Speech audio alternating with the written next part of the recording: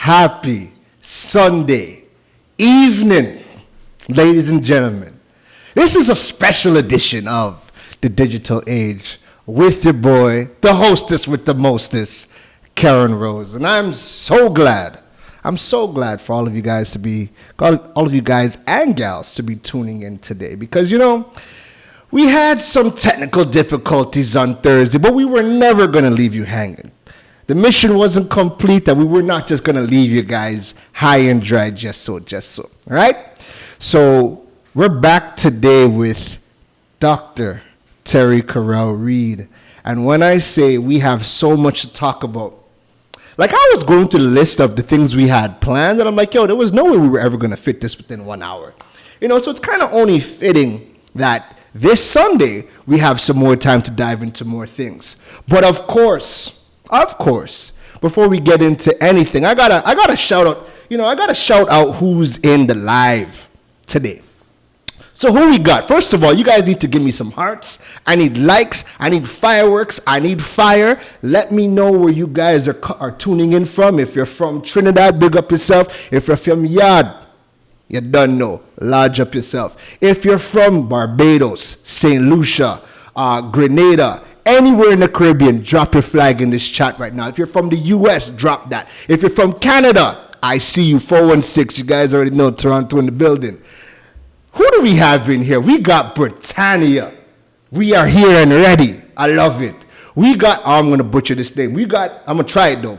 If a Bunny run the Valentine Charles, I see you. How you doing? Winsome Witter. Happy Sunday. Denise San, energy level, you already know it's always on 10 with me. Roxanne, how are you? And we got, Jamaica in the house. I love it. Jamaica in the house. Ashton Mills in Trinidad. I love it. Mr. Valley, you don't know. We got Elroy, Trinidad in the house. Nice. Shikasa, you made it live. I love it. And we have Natalie Briggs. How are you? Dominic Chapman, DC in the house. That's actually my high school brethren from back in Canada. But I love it. Glad that you're out in DC now, man. Jamaica Day, we say, listen, we have a lot of Jamaicans in the house. So as you guys come in, right, let me know where you guys are from. But you guys didn't come to see me here talk all day, right? You guys know who you guys came to see. And we have her here live and direct. Listen, this girl was in the hyperbolic time chamber meditating all day, just channeling that energy, waiting to come out for the digital age stage. Without further ado, let's bring forth one of my good friends, Dr. Terry Carell. Dr. Terry Carell. Hey, that was like what the is most this? hilarious introduction ever. Me humming. Oh my goodness. Hi, Karen. This is Karen and Terry take 2. Good to be here. Hi to all the viewers. Big up to all the Jamaicans in the chat as well. Yes, the Jamaicans are large and in charge inside here. And you know what, man? Please go ahead. Check and make sure I'm not freezing up. Do I check? Make sure that they are cool and...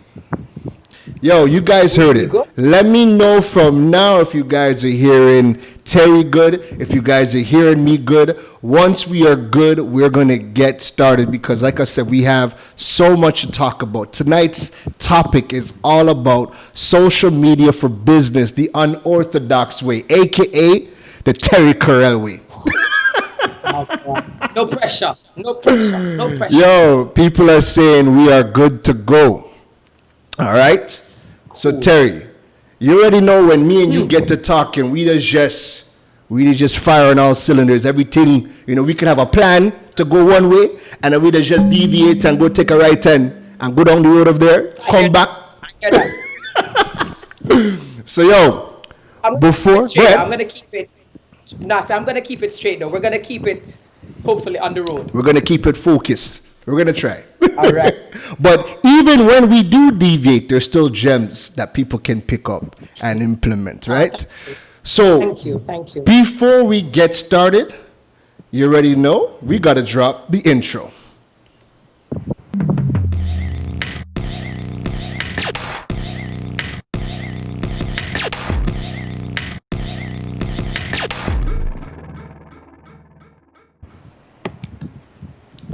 So Terry, you ready for them? You ready for them? You ready for them? I am. All right. So, if this is your first time tuning into the live show, what we like to do, so we kind of give you a snippet, a preview of what the entire show is about, is we actually break it all down. We give you guys the agenda so you guys know what to expect. So, we gave you guys the introduction of Terry and who she is and what she has done and how she has skyrocketed and has become this global personality. We gave you guys that in the first episode, so we're going to skip that. You guys could always go back into the first take, hear all that good stuff. This episode, we're going to dive straight into Terry Carell's unorthodox way of social media, and we have 45 minutes to just chat. All right? And then 45 minutes, Terry, we do 2-3 hours and not blink. We just have to make sure that we got our juice. True. Last 15 minutes is going to be the Q&A. All right? So let us cue up the timer. Right? Where is my timer? Let's cue that up. We should be seeing that come on screen right now. Yes, we do. And let us get started. All right? Nice. So, Terry, let's dive right into it, right? Let's dive right into it.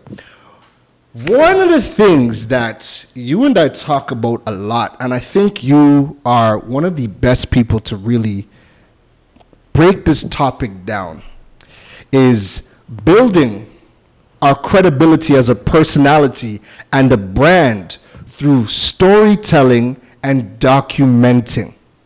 Talk to us about the art of storytelling and documenting and why that's so important for brands to be telling their stories. And if you aren't, well, this is part of the second half, so we'll bring that in after. But the second half would be, if you're a personality, maybe you're not Terry Carell status yet, but you're trying to get to Terry Carell status. The power of documenting. Right. So I'll tell you, let's dive into that. Let's dive into that. Yeah, man, those are very good questions. I think the whole reason why social media became so amazing for persons is because it allowed us to get away from that narrative.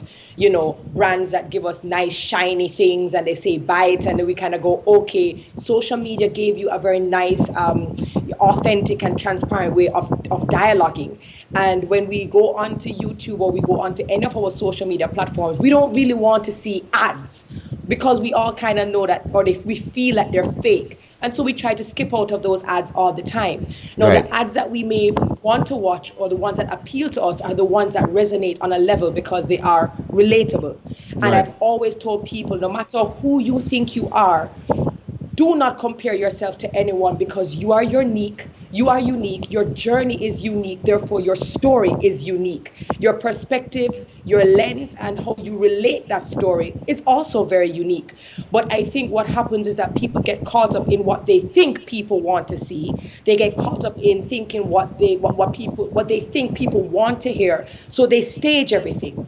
They Right. try to look perfect. They try to sound perfect. Everything has to seem so polished. And then when they don't get the reaction that they want and they wonder why, it's because you're not trying to come across as a person. You're trying to come across as a mannequin. So I realized that when I jump on my little phone, in my Yeah. little tripod, and I say, you know what? Just the other day, I decided to go for banana bread. because it's my guilty pleasure and I can't eat in the house without my child, stealing the food, and I sit down in my car and I open up this banana bread. You'd be surprised to know how many people come in and say, I know what that feels like. It's a simple story where you're taking something that affects you or that you go through, and you're just kind of sharing it in a very easy way that you would do with your friends in the living room or whatever. So I think people need to, kind of move more away from the staging and more of the reasoning, where it becomes very easy and it becomes you and I holding a. But isn't that what social media wants? Because I mean, everything that you hear from every single expert is that cookie cutter formula, where when it comes to your feed has to look a certain way. You have to, do photo shoots. You got to stay, like, everything that you hear is all about the staging. And that is why you'll have people who have beautiful pages, and I won't lie, I've stumbled across some Instagram pages and some other profiles that are beautiful. Their graphics are nice. They're very, aware of how they want their grid to be, and their engagement is down. Why is your engagement down? You have such a beautiful page, like your engagement should be up, but sometimes I think we put a lot of emphasis on the tools and things being pretty and things, again, looking perfect, that we completely miss out on the connection. And without the connection, no matter how pretty your page is, no matter how shiny and pretty your product or your service is, if you are not getting down to the nitty gritty, which is just meeting people where they are and saying you're welcome, people are going to admire your page and they're going to go elsewhere. And that's something that I've experienced. And you know what? And the crazy thing is, right, is what is the essence of business? The essence of business is to solve a problem, right? Social media has given businesses the platform to educate people on their products and services in a way that isn't really salesy. It allows you to, talk about the problems and create the dialogue. So, when we get into the constant staging, the more you stage is the more you get away from the actual essence of the business. You look and you feel like an ad. And I think one of the biggest issues is that because business people need to have that actual mind shift and that cultural shift depending on which territory you're from. A lot of them see social media, but they don't understand social media. They don't understand how social media became this powerful. So as far as they're concerned, they're still dinosauric in the way they think and the way they do business, but their marketing department is like, yo, everybody's on social media, so they go, all right, open an account, be there, be in the space. Let's take the TV ad. Let's take the TV ad and put it on. Right, and it's the same thing even when you see how influencers behave, the ones that don't understand connection and engagement, they collaborate with businesses and then they hold the product like this, and then they have a caption, and everyone knows this is an ad, as opposed to you saying, listen, I am a West Indian and I can't go nowhere without my pepper, pepper, everything. There's a difference in how people react. So if you're going to be very salesy, then, that's how people are going to look at your page. Right. So, give us a little bit of insight. So, you are a brand ambassador for Toyota, right? So, Correct. Now, if I think of the typical brand ambassador, right? Probably if it was me, I'm going to throw my name in. If it was me and, Toyota came out and they said, you know what, Mr. Rose, we want you to become a brand ambassador for Toyota. You might see a bunch of pictures with me sprawl out on the car, flexing my muscles on the car, shining tires and all kind of madness. But with you, we don't see none of that. So, break it down. Like, you have this brand ambassadorship. How do you treat and how do you create content to not look like an ad and feel salesy when you're working with Toyota? Right, and for anyone who is getting into influencer marketing, I always tell people I don't do influencer marketing. I don't offer it as a service. But if you realize that you're now building a community, and so you find that a lot of businesses are coming to you because they're attracted to you and your audience, you have to kind of understand who you are, what you're about, and how you're going to align. If you are not careful, brands that don't get it, they will dominate over your page. They will want branded photos, branded videos, branded shirts, branded caps. and it gets very gaudy, in my opinion. It gets very distasteful. The beautiful thing about this relationship from the get-go is that Toyota Jamaica is all about minimalistic marketing. They are not aggressive. They're just not that type of brand. And when they came to me because they realized not only did I have the audience they were attracted to, but I am a Toyota driver. Right. I drove a Toyota Yaris, I drove a Toyota Crown, and that also goes back to building a credible brand, because you asked that question earlier. I was not selling a car or a brand that I did not love and I did not use. And so this is where our relationship is very important. So they're asking me to represent a brand that I already talk about, I already use, and I already love. Right. When you do that, it is easier for me to say what I say about Toyota without them giving me a script. They have never told me what to type, what my caption should be, what the execution would be, because then you take away the very attraction and the appeal that I have. Right. You like me because of how I engage my audience. So I find it weird when businesses want your influence, they want your audience, but then they're going to tell you, you need to put up a picture every minute. That's not how we operate. So Toyota says, we're launching this new vehicle. And I look at it and I go, all right. And I automatically you could see yourself in it. Things that I love. Right. I look at the things that I love, not what I'm trying to sell to people, but, oh, I like this because of this. But yo, can this baby move? Right. Can she go? All right. We need to take her on a road trip. Everything that happens around that road trip is how I would normally behave with my friends on a road trip. Shout out to Garfield. So I'm not saying, look at the speedometer, look at this car, look at this engine go. That's not me. And so I find that when they've allowed me to do my own antics, by the time we're finished doing our execution, everyone's talking about the vehicle. It's like a show, it's a movie. And that is how you engage your audience. It's a movie that you're taking them through the story. Right. So before we get into documenting, right? What I want to wrap up on with respects to, I guess, quote unquote, influencer marketing and storytelling for brands is, we have people who see you, they see you working with brands, they see me working with brands. What are some tips you can give people to build their profile and build their business to actually attract other brands to want to work with them in their plans? Well, I think first of all, whatever they're posting, they need to be very clear about what they are, who they are, what they value, and what they're all about. I think what happens is that a lot of persons try to be everything to everyone, to please everyone, to have everyone be a part of their community. And what you find is that you flip-flop a lot, because one day you like this thing and then another day you like this thing, or one day you're talking about this thing and then another day you're talking about something completely different. What happens is that that's inconsistency, that's brand confusion, that's brand disharmony. So when brands come to you, it's because when they've looked at your page, and I had a conversation just this morning with a market manager who's trying to collaborate. What he said to me was, I've watched you for years. He said, I've followed you for years across all your platforms. And he said, you have maintained your consistency, your authenticity, your integrity, and your credibility. And that is the kind of person we want to collaborate with. That's the person we want to align with. And that's the kind of audience who you attract that we would want to get in front of. Wow. So you can't be a flip-flopper. You can't be a flip-flopper. Right. Take your stance. You have to. You have to take your stand.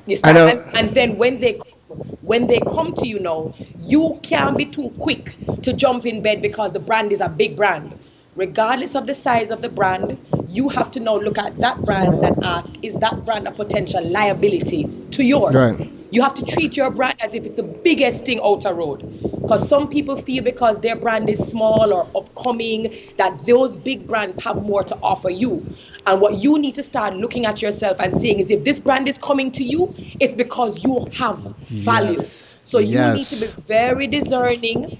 Be very discerning. You might turn down a brand now and you may think, oh my gosh, how could I? But the better brand is coming if you stay the course. So be discerning as well. Agreed. And the one thing I will add to that is, if you are a subject matter expert in your space, Make your opinions known. Build your platform. Have your blog. Have your website. Have your YouTube channel. Show your expertise in the field, because many of these brands, especially Caribbean wide, a lot of them are not creating the content. Heck, half them, I shouldn't even say half, 90% of the brands in the Caribbean are outsourcing marketing anyway. So they're not going to be the ones creating the content. So and they're always looking for who is an expert in their space to partner with, because listen, it doesn't matter the industry. Everybody has a message to tell and a story to tell right now. And if you can be that and do that for your space, the brands are going to come as well.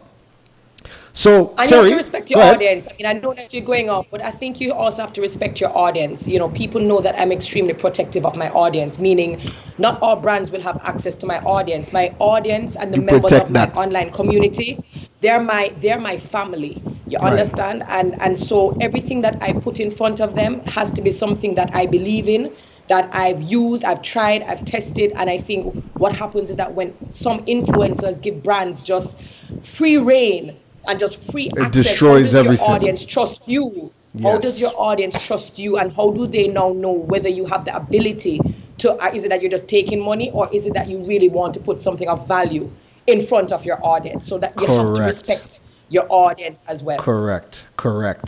Moving on from that, right? I want to get into the documenting side, right? So one of the most powerful, if not most powerful forms of content is the documentation of your process, right?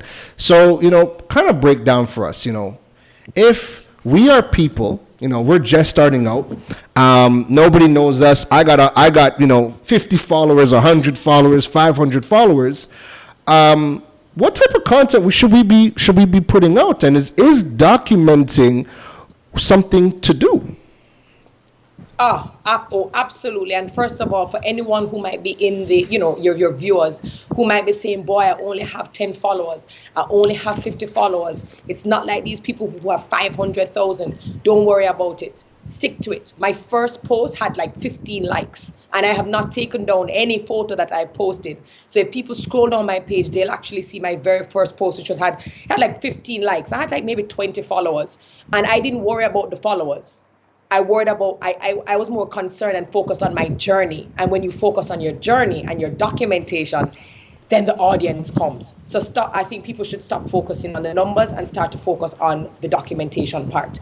So what I realized with us, especially us West Indians, we go a party, or you see us getting ready for go a party and a dance, and we will document, watch the ride. We will document our outfits. We will show you that we got our nails done. We will show you the bashment hairstyle, and we'll show you how we're going to go and pick up our girls, and we will go to this party, and we will film, and we will say this is the boss party, and we will document that entire thing. But then when we ask you to document your work or your other interests, people go, I don't know how to do that. And you're like, but wait, you documented your entire night last night with the girls. That in fact is documenting. Do not confuse documenting with creating content. We're not saying you need a big team with videographer, photographer, social media manager in order to help you document. Sometimes all it is if you are a business who makes skincare and you're doing it in your kitchen because you're a small entrepreneur and that's where you do it. Get a little tripod, $20. Put on your little phone and video and say, boy, guys, this is where it starts. This is where the magic happens. It starts in the kitchen. Very authentic. People are going to be like, whoa, if you can start it in your kitchen, then I can. Documenting does not have to be perfect. It doesn't have to be edited. But it just means that you're catching beautiful moments that can resonate with your audience. So I have two theories for you about documentation, right? And I'm going to throw it out to you because I really want to know your thoughts. So, all right. You just finished saying that, people can hit the club, document that. When it comes to showing their work, they don't document that. They don't know, all of a sudden they don't know how to document, right? One theory is people don't want to give up their secret sauce, right? So before you say anything, people don't want to give up their secret sauce, right? And I want your thoughts on that. And the second thing is, people are ashamed to be seen starting from zero. Take it away. Let me know what you think. Let me know what you think. What Let I me know think what you is think. boo. What I think is boo. I think okay.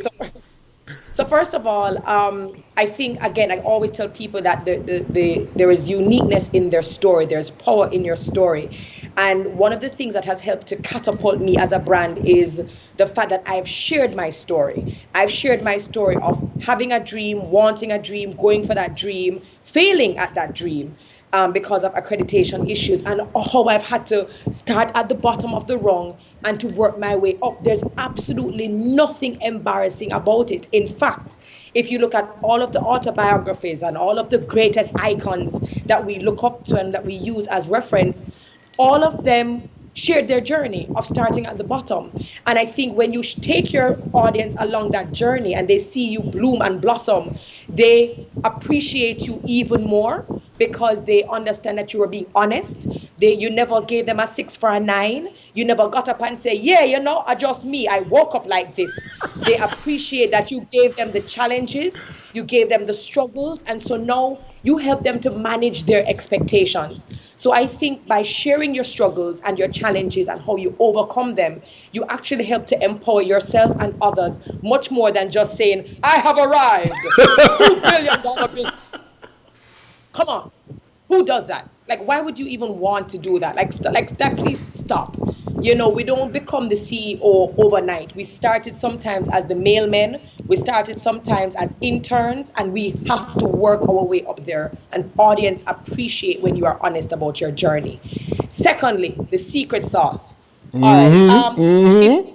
If you have a particular skincare, ain't nobody telling you that you have to tell people the ingredients or the proportions. We are saying you need to come up very creatively, use your creativity to highlight certain aspects of the process of your journey. Right. That means that you have to be selective in what you put out there without seeming too aloof or without seeming too unrealistic. Right. However, I go as far as to say this: you are an original.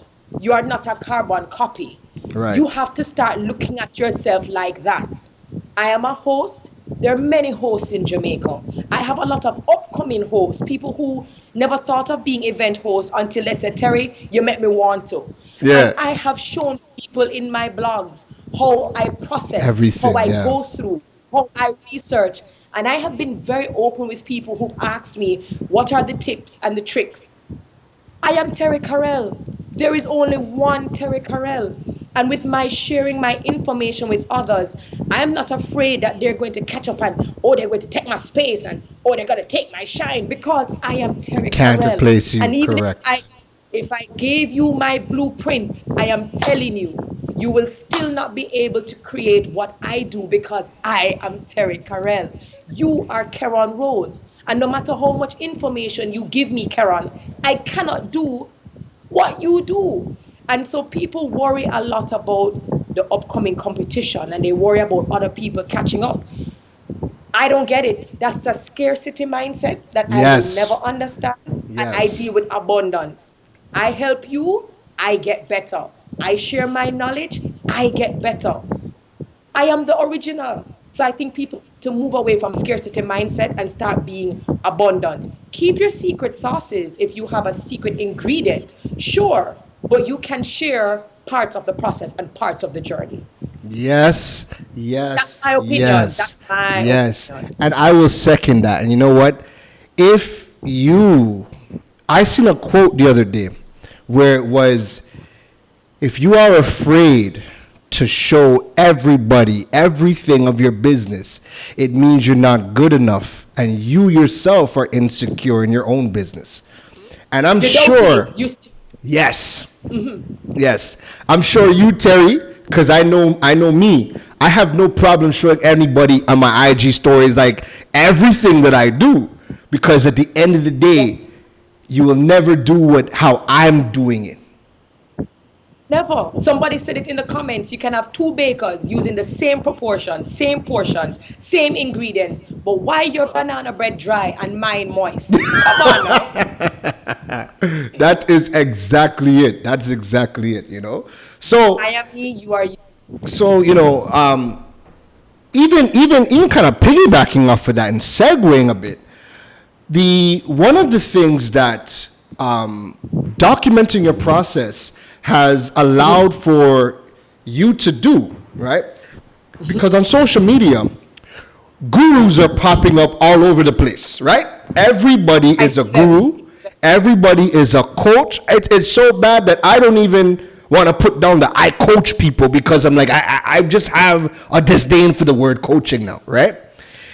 Social media has allowed for you to watch a YouTube video, read a blog, take a quick course, and all of a sudden you're this big expert on social media. And Canva has allowed you to show up like you are this professional person big in the business, right? One of the things, and I want your thoughts on it, how does documenting your process help you fight the outlook or the public perception of, yo, this person now reach, who is this person? Ah, right. So we've seen in the space how people have created looks like they're on planes, like they're on yachts. The And Bow they're Wow not. challenge. The Bow Wow challenge. We've lit- we've literally seen people say, I'm gonna go jump in my jet, and you realize it's all fake. And that is something that you use. It's a social proof, and social proof isn't just you standing up by a jet, but when you document your process, people can say, yes, she started here. She started at this thing. She started to do this. Then all of a sudden it's a timeline. And what it really Yes. is, it's your resume. It is your resume. When we are going to do a CV and a resume, we're telling people what we did between this time and that time, and what were the results that we got between that particular point in time. And if we do it for a resume, why aren't we doing it on social media? No, stick a whole heap of pin.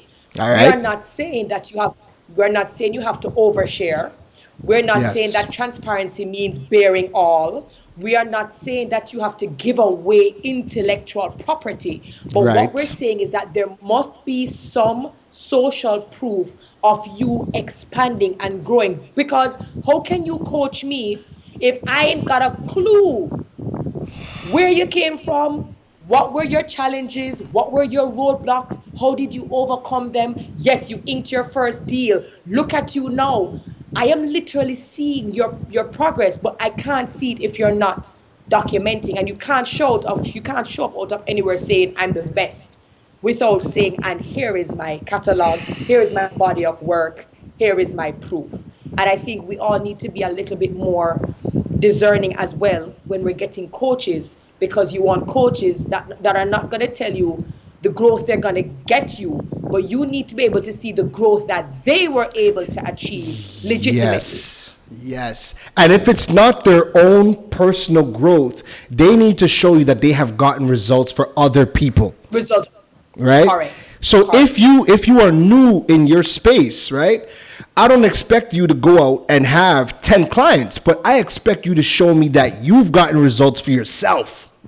Right? Correct. If I'm looking for, and go to ahead. get started, and no, because you brought up something important, and to get started for those persons, as you rightfully said, who might be young in this or whatever, if you have to offer your service for free in order to get into the door, Let's talk about in it. Let's order talk to get about it. that first client, then you do that. A lot of people think they're gonna just, grow overnight and get 10 big accounts. No, they want to know who you worked with in the past. And sometimes to develop your body of work and to have your social proof, you have to take your skill and you have to be strategic and selective. And you may go to somebody and say, hey, I want to do this for free.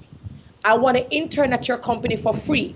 I want to assist you in this area for free. Because if you get the results, that person becomes your client, if you know what I mean. And if you do about 5 or 10 of those and you get that under your belt, and you can show what the company was doing or what the person wasn't doing, and you came in, and because of you, you were able to do this, man, that's the proof you need. But you Listen. can't expect to just walk into a company and say, book me, hire me, and you have nothing to show for it. And So I you have to want be able to X amount of demonstrate. money out the gate. Correct. So I didn't just start hosting and collecting big money. I started out by volunteering because I didn't even know I had a You gift had a or an thing, yeah, ability to event host. yeah, People just always said, "Yeah, man, Terry know how to connect with people. So Terry, you can do this." Sure. You get up, you volunteer, you show somebody, you help out somebody. Then all of a sudden, people saying, "Hey, you're really good at this, you know." And then you right, realize, "Whoa, I can charge for this." And you right, start charging a little bit of money because you still don't really understand the industry and you don't really understand yourself as yet. But then right. when you start to get in, your feet start to get wet, then you can say, "Oh, now I can charge you this, and I've already done this." But Yes. sometimes we have to humble ourselves and we have to start low before we can actually aim high. And you see, and what I would add to that is you have to be, and you can be so strategic with doing free work, right? So I'm always willing to do free work. When people ask me, how do you get started? And I tell them, well, like, do something for free just to get something under your belt. The next question is always, yeah, but how long do I have to do it for free? I'm not telling you to go and sell your soul to go work 3 months for free or something like that. I'm telling you to get some results under your belt because that is the leverage to a bigger payday. That is the leverage to get brands to work with you. That is the leverage to get customers. People don't even know who I've worked with for free and who I've gotten paid from. And what I will say Correct. is this: my very first brand partnership, right, with Huawei, right, Huawei. When I went to them, I pitched them an idea of, hey, I have this master class I want to do where I want to do 10 videos educating people on a variety of topics in the smartphone industry, not specifically Huawei. And they loved the idea. But to actually get them to cut a check, what I did was I'm like, yo, I'm willing to do 2 episodes for What? free just so you guys can see exactly what it looks like. And when they got the Don't tell two them, show them. episodes, show them. When I got the two episodes done, they showed them.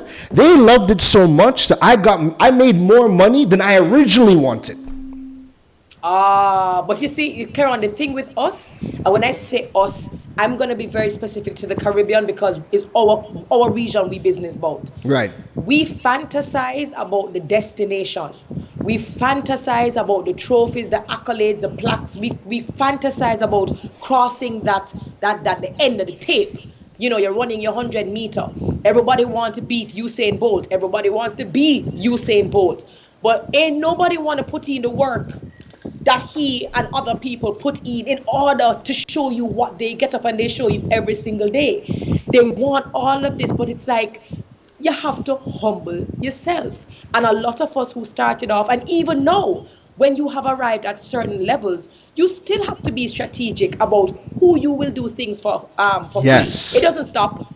It doesn't stop. It doesn't just happen in the beginner's phase. It follows Throughout. you all the way where you realize if you have now grown to a certain state and you want to now step into another room, into another phase, sometimes it requires you coming right back down and humbling yourself and saying, you know what, I'm gonna do that for free. Because you know, once you do that for free, once you show them what you can do and you bust into that room, no holds bar. But we don't want to start small. We want the destination, but we don't want to go through the journey.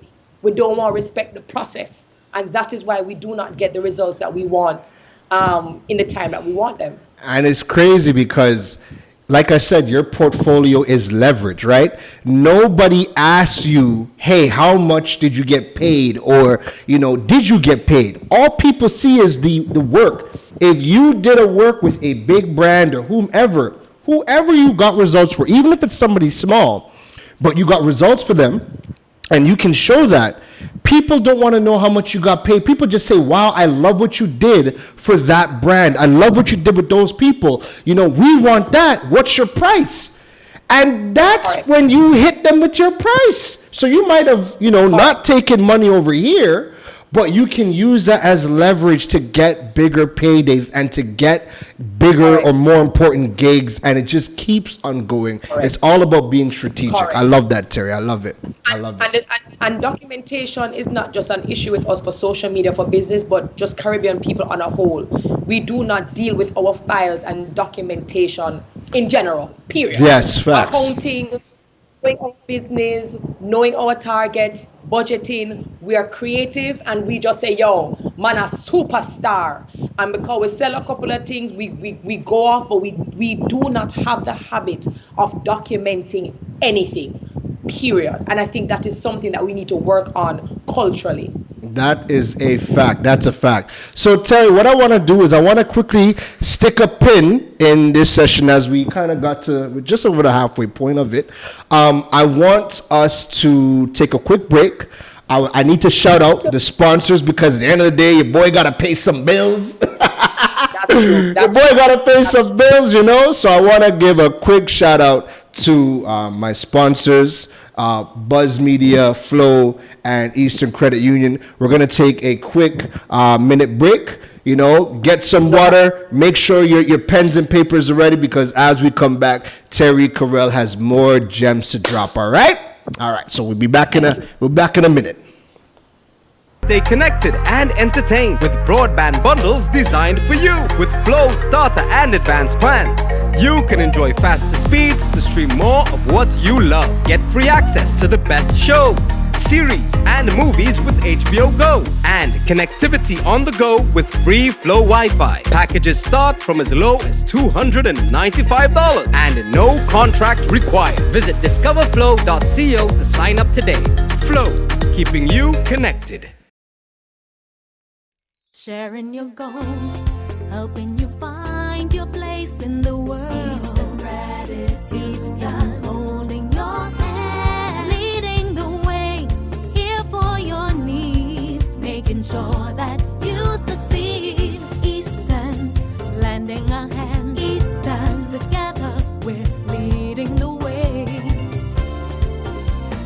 Eastern Credit Union. All right, so I hope you guys got a little refreshment. I hope you guys took a little minute to do your stretches, you know, get back in the zone because listen to me. We have more things to cover with Terry. Terry can't just come on the digital age and come through and then bust out one time. Nah. She had to drop some gems. She had to relax. Yeah, Let me know. Let me know in the comments, you know, if you guys are enjoying the session on this Sunday evening so far. I need likes. I need hearts. Give me some fire in the chat. Give me some fireworks. Let me know if you guys are enjoying it. Let me know if you guys are ready to continue. You're refreshed, notepad ready, pencil sharpened, your pen have ink. You guys are ready to continue. Let me know in the chats and let us get started, right? Drop that in the chat. Please, let me know. Give me some love in the chats. Give Terry some love. If Terry is going good, let me know that Terry is going good right now, right? Nice. Thanks, guys. So, Terry, the fireworks are coming in. So let us get back to dropping them gems, right? So I want to talk about content creation, right?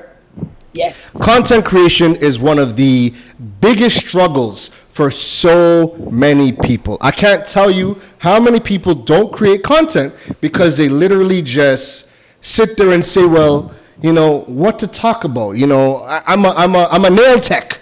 You know, what on earth could I talk about? And I'm a nail tech. Like, what kind of content could I be talking about? I'm a mechanic. What kind of content could I be talking about? So content creation is a topic that, you know, paralyzes people by analysis, right? And when I think of content creation, I think of two key pillars of content. I think about the people that create the escapism content. So think comedians, think people who are on YouTube, you know, the gamers, people that are just creating content for you to, you know, you come home after a long day, right, you offload, you just consume. And then I think about the people who create content that solves a pain point. So you have a business, your business, offers a solution, and you're offering a pain point. You're educating people about it. So those are like the two key pillars of content creation I think about. So when we think of content, or when you think of content, what do you think are some key attributes of content? What makes content creation come so easy for you? Because you just create. Talk to us. Thanks. I think you mentioned two pillars, and I think the other two, I guess another pillar is to motivate, to inspire, and self-development. I see that content being very separate as well, outside of escapism and, of course, finding a solution or a how-to in terms of educating persons. For me, it goes back to what's the clarity, what's the objective. I don't tell people to get up and post every single day, although it's consistent. Don't get up and post something just for posting something for posting's sake. There has to be intention. There has to be objectivity. What do you want the response to be? Every single thing I post on my page, from me and my daughter, to me and my best friends, to me at work, to me speaker, all of it is intentional. Every post, every caption is intentional. I know what I want my audience to walk away feeling. I know the type of emotion I want to invoke. And I think sometimes what happens is that people just post on a whim, and it may just completely miss a mark because there was no thought behind it. And for somebody who is a nail tech, oh my gosh, there's so much content I can think of. Because apart from just being a nail tech, people want to know how to care for their nails. What should I put on my nails? How often should I do my nails? Should I rest my nails? One of the biggest things that we do besides overthinking is that we underestimate the amount of wealth of knowledge we have. We underestimate how much we know. And so what happens is that we think everybody knows this stuff. I don't have to talk about this stuff. And you'd be surprised to know that if you actually post about it and you share something, you'd be surprised to know how many people you help. But if you're not experimenting, then you really won't know what it is your audience desires or wants from you. What do you think has a bigger impact? Do you think content that creates escapism has a bigger impact, or do you think content that solves a pain point for people has a bigger impact? Talk to us. Break it down. Both. And the reason why I say that is because, one, you want to be relevant, right? Mm-hmm. You don't want to be somebody who has recognized a pain point, you're trying to find a solution, and then all of a sudden you have a comedic skit and have your audience going, what is this? You don't want to ever choose two things that can't be interrelated. I would find a meme and I would find a comedic skit that goes back to the pain point that I'm trying to solve. Right. It's a part of being funny, but a part of being functional. Right. What I've done is I create content that helps people to develop themselves in different spaces and phases. That's something that people come to my page for. I'm also a lunatic. I laugh at myself. I don't take things seriously, and I share that in comedy. And so people say they feel light when they come to my page. They feel like, they can just come, enjoy themselves, and come off. But then I also use my page to display the things that I'm actually good at. Right. Your business needs somebody to communicate a certain thing. I will have to display that. So for me, it is understanding your audience, understanding your skill set, and then understanding how you can meet them across these different areas while still being core you. Yes. So one of the things that's I'm always back and forth between escapism content and pain point content. Now, this is where I'm back and forth on, right? When I think of escapism, I think of comedy relief. I get a high, I laugh my tail off, I'm good. You ask me what a comedian said 2 days later, I have no idea. Unless it's like Eddie Murphy Raw, Dave Chappelle Sticks and Stones, or Chris Rock, Big and Blacker. Unless it's on some serious heights like that, I almost never forget. A meme comes, it goes, I don't forget. But the thing with pain point content, what I mean by pain point content is solving a problem with your content is that it lasts longer.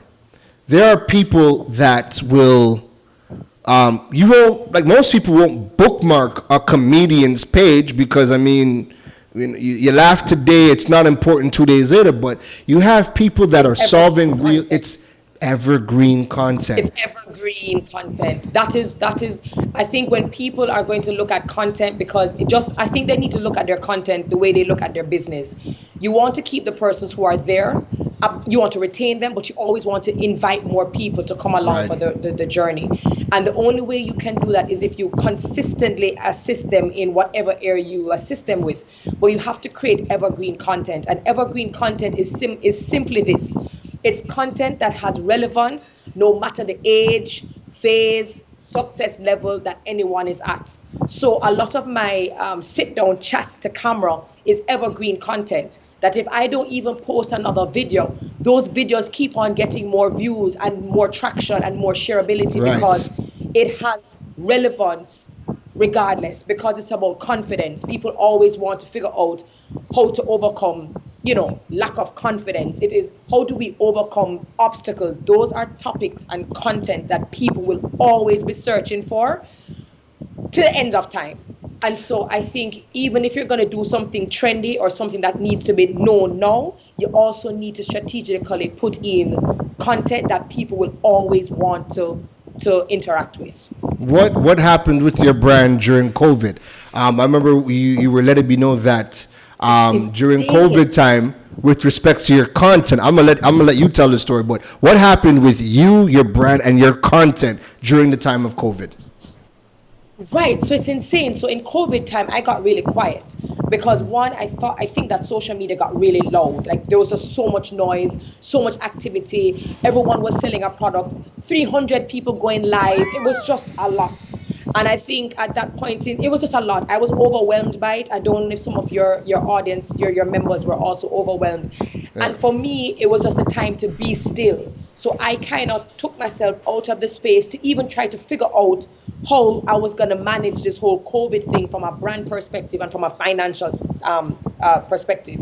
Right. So I was posting less than maybe 10% of what I normally post. Right. What happened is that my pages were still growing, 2,000, 3,000. Where are these people coming from? I'm not posting any new content. On LinkedIn, my page grew, I think, by 1,500 followers. LinkedIn, I haven't posted anything. I'm not selling anything. Where are these people coming from? What happened was COVID happened. More people came online and more people were finding content. They were finding my content that I posted 6 months ago, 3 months ago, and they were now sharing it with their network or sharing it with their friends. And so that was attracting people to my page, even though I was not posting as often or posting in real time. Right. So I think, again, we have to be very smart about how we position our brand and making sure that even when people come to our brand when we're not posting, there is still value that they can take away when they stumble upon your page. Right.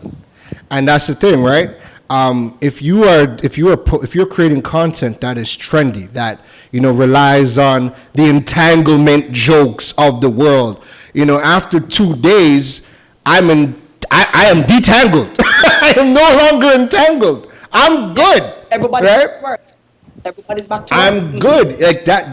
So when your content relies on being trendy, unless it's so much more work. Because you have to be trendy all the time, right? All the time. And creative content. And creative all the time, right? The comedians have a saying, you're only as good as your last joke. So it's easy to be forgotten about with respects to certain aspects of escapism content and trendy content. But when your content is evergreen and you're using your business to solve problems for people and your content becomes evergreen, even if a new solution to the problem that your content solved comes out, where you're still going to be talked about is people are still going to say, you know what? You still have to understand the history of how we solved this problem. So back in 2010, this is how we did it. In 2015, Terry did something, and this is how we were solving it then. And in 2020, somebody else came, but it built upon what Terry had. Like, your content will always be talked about when you are creating content, evergreen content. And there are just two more things that I think we don't do very well. We do not repurpose our content. So we think because talk about it. Content like, talk about it. You know how Caribbean people stay where them buy an outfit, and because them wear the outfit and because them photograph in the outfit, them say them can't repeat the outfit. Right. I want your viewers to tell me if they don't know that is how West Indians are. But don't wear it so me can't wear it again. Right. We treat our content like that as well, where we post really good content and we feel like because we post it already and people see it already, it dead. And it's like, no, remember, you're always trying to bring in new people. When people hit your page, they're seeing you for the very first time. So it doesn't matter how many people know your story, you need to be able to repurpose that content. That photo that you took, bring that photo back, maybe with a different caption, maybe with a different meaning. We need to figure out how to repurpose, because that also helps us to not have to sit down to create content all the time. Correct. We have the content there. The question is, are we just posting and leaving it, or are we figuring out, all right, now is the time for me to repost that video I did a year ago that spoke to obstacles because we're in COVID, and this would be something that people might want to hear. It doesn't matter if it was posted 6 months ago. So I think we need to figure out how to repurpose our content. And I think number 2, we need to know how to respect our page and our audience. So again, it means even if something is trending like entanglement, and this is something I stick to. You are the one who brought up the entanglement word. Yeah. There's so many things. There's so many things that happen every single day around us, and you have to determine and you have to decide whether you want your brand to get caught up in everything. Right. Whether it is joke, whether it is a social issue, whether it is a justice issue. Be very careful, because all of those things become attached to your brand. So I am very careful with what I get involved with in terms of a trend. Black Lives Matter is important because I speak about social issues all the time. Right. That does not deviate from what I'm about. But if I go put on something like entanglement or mix up or gossip or cascas, and I invite people into this, people are now invited into that space thinking that this is what my brand is about. But then when they start looking through, they're going to realize, but this is just very random. It's the odd one out. It does not fit. So I think people also need to look at what's happening in the space. And even though everyone's reposting, you have to go, is this something that my brand would really get caught up in? No. So you're not going to come to my page and see entanglement and meme or whatever, because I am mindful that every time a new person hits my page in that first 6 grids, those first 6 squares, they need to know what I am all about. Period. Facts. And you know what? That's a perfect segue to something we've been wanting to dive into. But before we get into that, what I want to let people know is I was trying to keep this not a tech savvy conversation, because Terry don't even use tech like that. Terry just out here just posting creative stuff in her brand and killing it, right? But there is a tool called Smarter Q. The tool is called Smarter Q. And what Smarter Q acts like a content planner and a content scheduler. But one of the biggest differences with Smarter Q is it operates in buckets. So you can actually create like a motivational bucket, a business bucket, a evergreen funnel bucket. And when you're creating your content, you would put all of your content in your bucket, right? And Smarter Q will automatically repost your evergreen content when you have, depending on whatever you set it as. So you don't even have to think, wait a minute, I had a blog from a year ago. Where is that blog? Let me go ahead and try to put it in now. Let me go find it. Because remember, you're fighting algorithms. If you're not spending money and using the tech and how and trying to milk each platform by how they work, you're fighting algorithms. So even when you post it, even if you get 100 likes, you still have 1 billion people who didn't see it. right? Correct. So you have to have Cue. a smarter queue. You have to have a repurposing strategy with your content, right? So the segue I want to get into is because you brought up a very good point, right? When you get into trendy content and people land on your page and they're like, oh, okay, this girl is on jokes, she's on memes, she's on kicks. I like kicks. Let me follow her. And then yeah. And then you scroll to the rest, you're like, wait a minute. What's all this motivational nonsense? I ain't here to be motivated. I'm here for the kicks. I was deceived. Correct. So when you're creating your content for your brand, you have to take a stance, a very firm stance on what you create, what you put out there, and what you partake in. Terry, when you are posting your content, because you're known to lick shots, you're known to be very outspoken. What goes through your mind when you're deciding, okay, something has come out, should I talk about this? Should I post on this? Should I speak out against a minister, a government, a brand? What goes through your mind when you are taking a firm stance on social media? You're so funny for saying speaking out against a minister. I see you, you shady little bastard. Okay, so I'm known for entanglements. Right? Here's where it gets very tricky, right? Because people say that you're to be authentic, that you're to understand what your core values are, and that you're supposed to share that with your audience, because then you create the perfect niche based on similar values. Mm-hmm. There's a little kink though that a lot of people don't tell you about, and that is that sometimes you are required to take a stance. Mm-hmm. Some people are like, no. I have a product and I have a service, and I don't get involved in political issues, sexual orientation issues, social issues, justice issues, because I'm just here to sell a product. Mm-hmm. And what I would say is I understand. And back in the day, it was very easy for us to separate brands, products, services from issues. Mm-hmm. Now, your customers, your audience members are very, very different.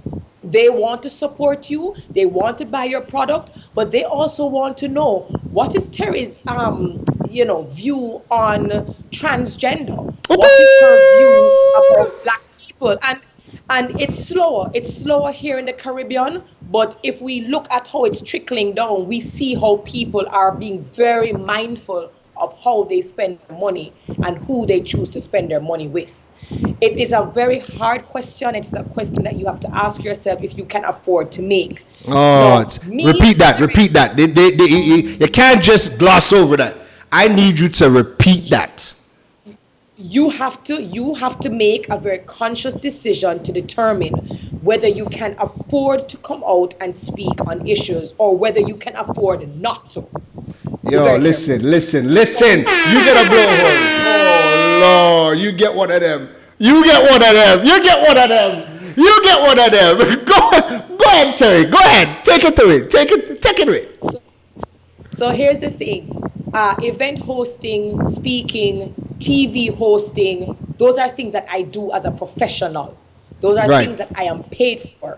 Right. But if people who know me and my audience, my Insta family who know me, they will tell you that when it comes to domestic issues, domestic violence, sexual violence against women and children, they will tell you that I'm an advocate or an activist. I make it very clear that there are triggers for me that I will stand up and I will speak out about at any point in time. Right. And as you get higher, there will come a time when things that are happening in the space go against your values. Right. So my question is, how do you have a bio saying that you are for empowerment of women, or you put on empowerment brunches, or you say you inspire women and children, but then a social issue comes up in the space that compromises the human rights of children and women, and you silent? How are you going to? So for me, you have to understand that I'm always going to operate based on what I believe in. So if a minister comes out and in parliament says something very, very, very distasteful about women and children, I am going to come out and speak about it. Right. Will I lose business? Possibly.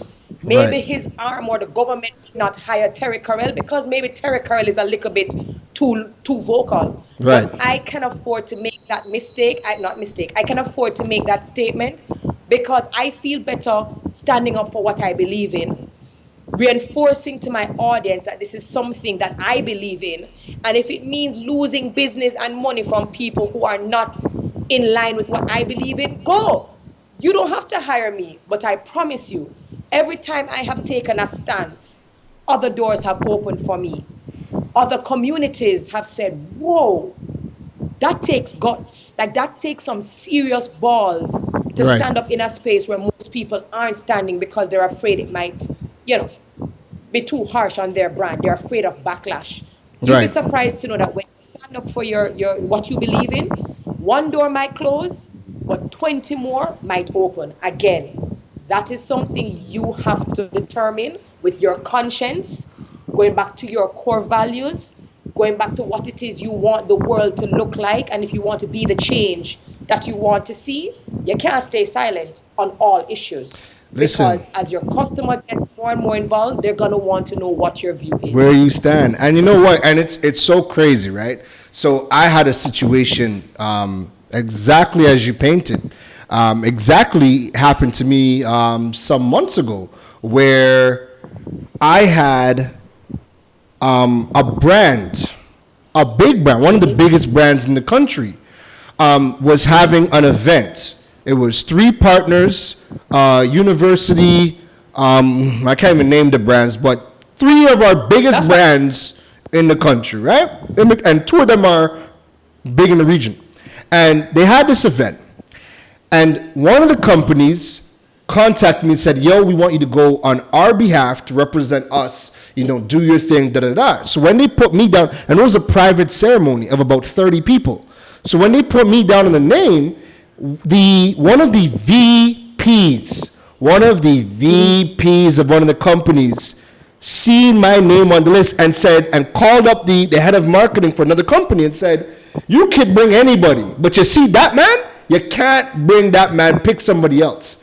But they could not give a reason why they did not want me there. They couldn't justify it. So because of the brand I was representing's pull, they're like, well, if you can't give us a reason, you can't stop him. We're sending him, right? So I went. Everything was fine. When I went there, the person trying to block me was big hug, big kiss, everything, like nobody's business. But the problem was after the event, when I went and I was talking to the head of the company that I'm dealing with, he was like, yo, your content empowers people. And you are constantly educating the people. But you empowering the people takes away power from the companies, right? Now, you have to make a decision.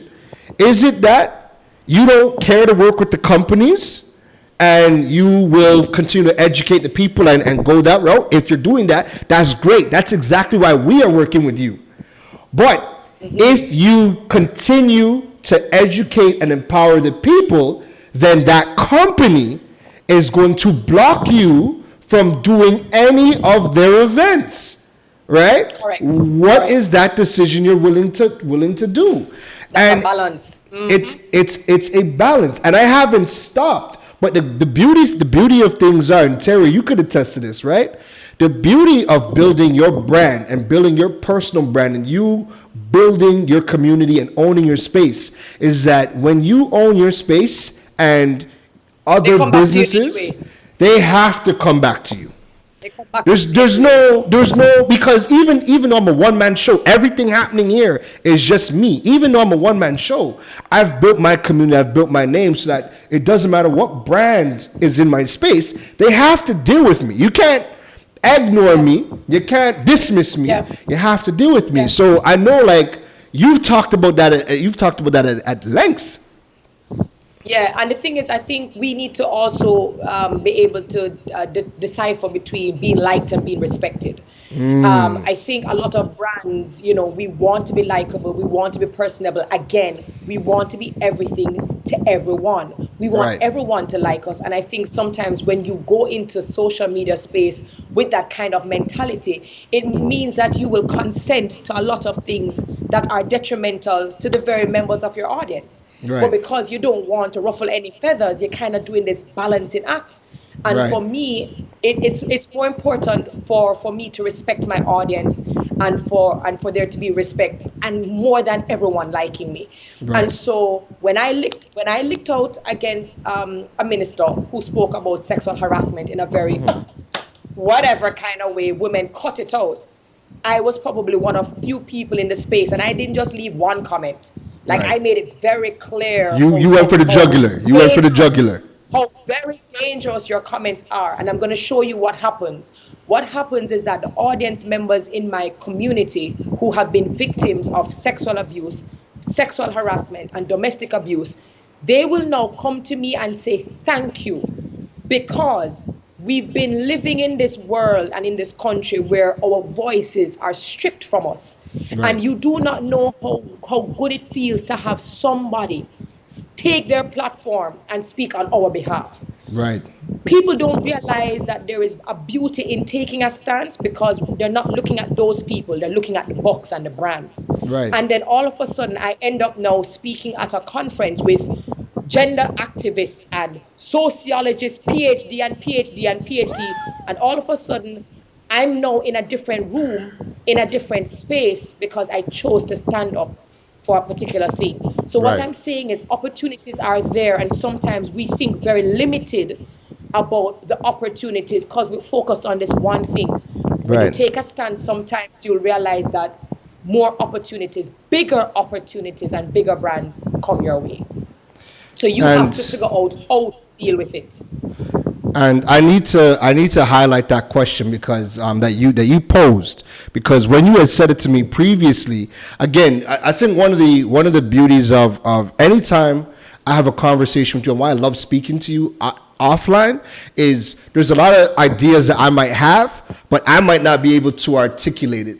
But then you just come out and effortlessly articulate, and I'm like, that's exactly what I wanted to say. And Thank you. the question that you have to ask yourself, everybody, because it doesn't matter what your space is, right? We've seen here in Trinidad, we've seen with the riots going on, we've seen brands who, are speaking on, Black Lives Matter, but then there's other brands, preaching all lives matter, and their pastry shops, their barbecue joints, their tea shops, right? So like everybody can take a stand somewhere.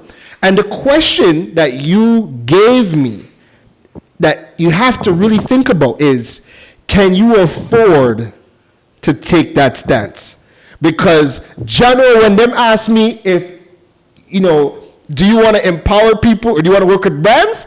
I was like, well, boy, I started to count my pennies in my bank account like, I need this money. But if it compromises me and what I'm about, then the companies are going to drop me because they won't eat. The companies only want to work with me because I have a platform.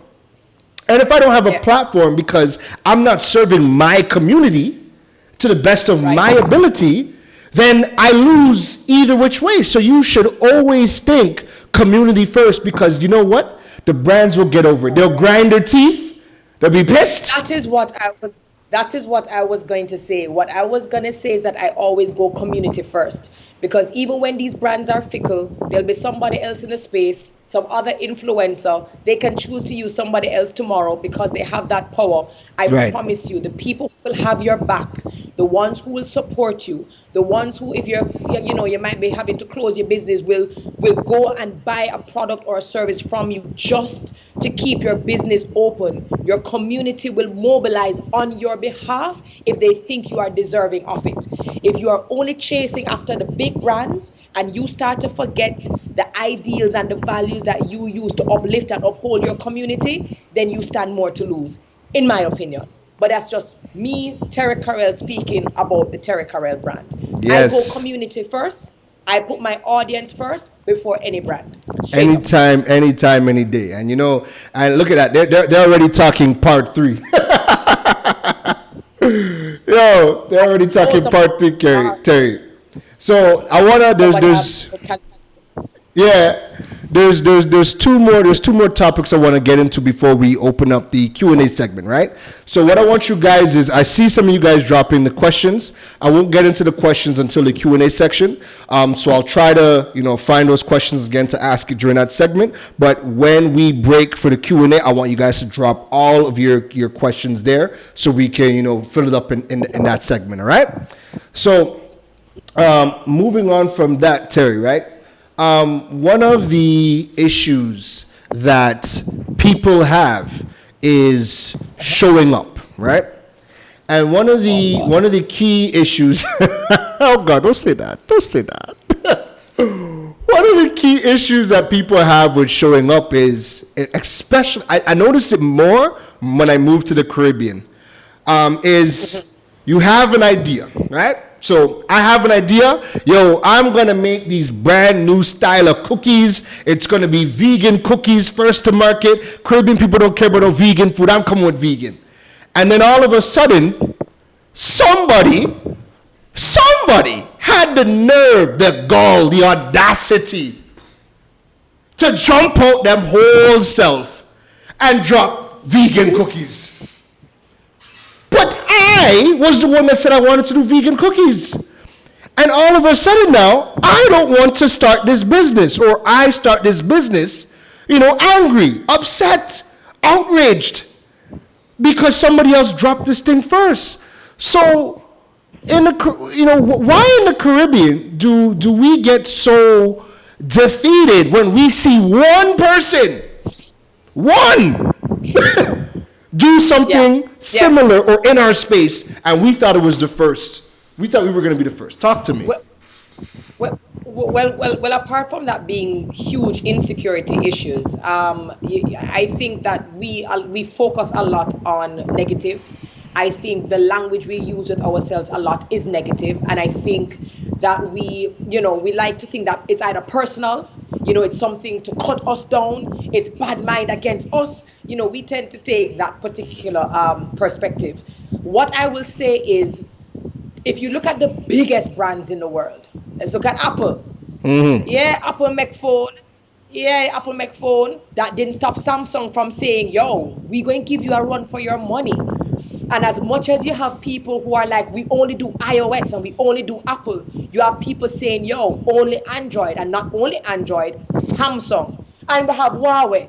And what I'm trying to say is that if you are going to look, and I think it's also important to say that the wheels people aren't really inventing anything new, all right? Let us say that everything that we see now is pretty much a spin-off of something that has already been done in the space.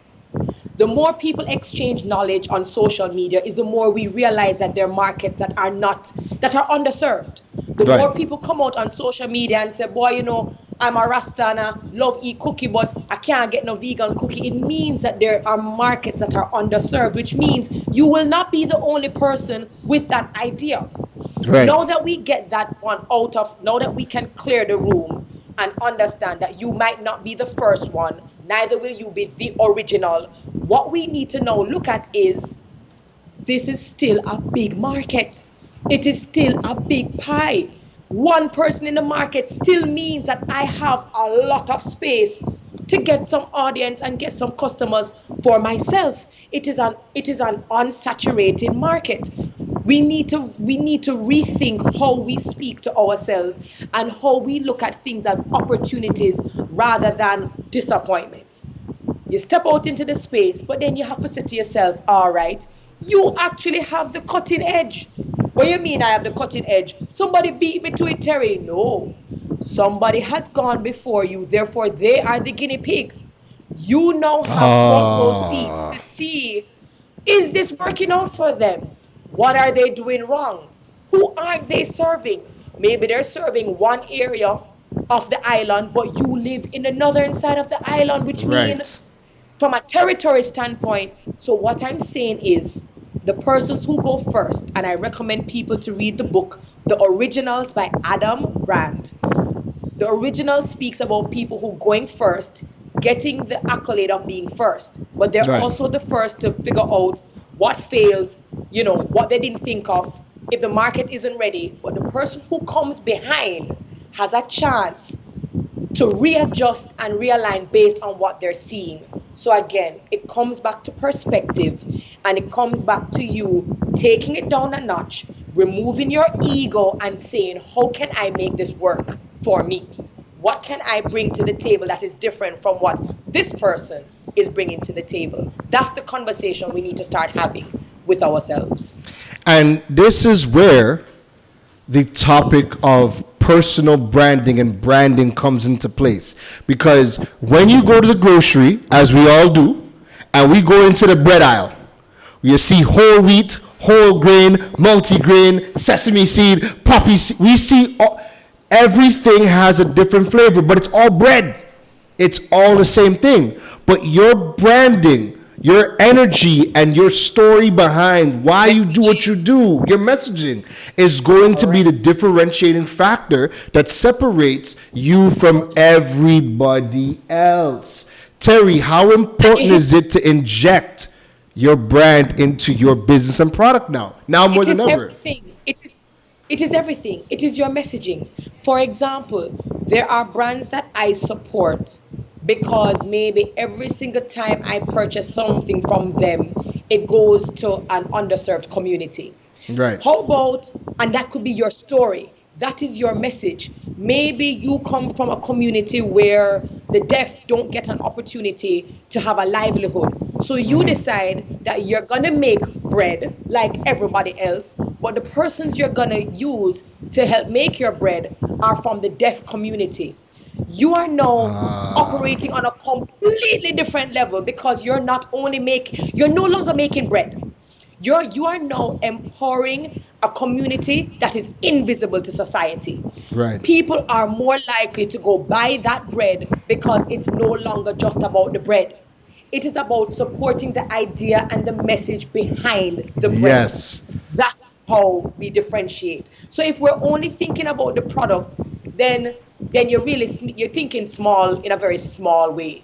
If you're thinking about just creating a product just because there are other space in the market to create it, then maybe you get business, maybe you won't. But if you're now going to create a product and a service that has a different message behind it, that drives the story and makes that story so much more different, it becomes bigger than just the product. Yes. And it's funny that you said, deaf people making that bread. And I'm sure you probably, either somebody that's deaf and making bread, or you're using it as an example because...